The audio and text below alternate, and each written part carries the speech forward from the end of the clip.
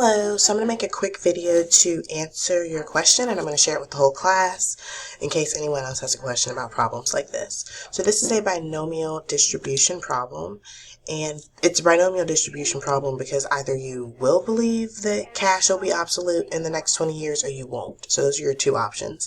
They give us our percentage of people that do believe that cash will be obsolete in the next 20 years, so that's our little p-value. I have this formula, the formula to calculate binomial probabilities put up here. So we have that little p is equal to 39.7% is what they give us. I'll go ahead and write that as a decimal by just moving the decimal two places to the left, dividing it by 100. By default then, q is 1 minus that, because either you do or you don't. So I'll just take the complement of that, and that will give me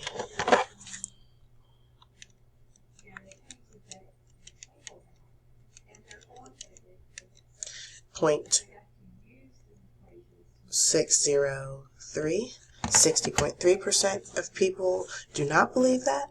We are to assume that we're working with 8 consumers. They're randomly selected. We want to find the probability that fewer than 3 consumers believe this. So fewer than 3 is the probability that either none of them believe it, or one of them believes it, or 2 of them believes it. I wouldn't include 3 because 3 is not fewer than 3. So I would have to use this formula to calculate p of 0, p of 1, plus p of 2. So in this part of the video, I am talking about how we would need to use this formula repeatedly 3 different times and then add all of these things up. The formula is very tedious, it's very drawn out, and it's a lot to type into the calculator. So you can watch over this part. I'm going to speed it up, and then we're going to jump to how to put this into StatCrunch, which will make this go a lot faster and help us avoid making any calculation errors.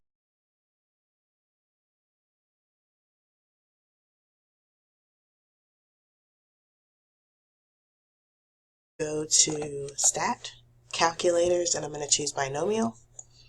Now what are we need to put in? So we need to put in our n value. That's the 8 from the 8 consumers that were randomly selected.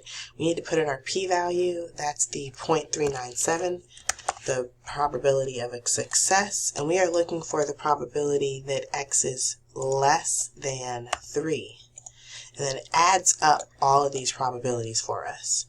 So everything that we have written out in there that we could have put into the calculator, StatCrunch just gave us back. But let's go see what we need to round to. We need to be rounding to 3 decimal places, so I would put in 0.322. Let's see if that's right, and it is. So if you really want to see how to put that into the calculator, just let me know, but I think it's a lot quicker to just go through StatCrunch.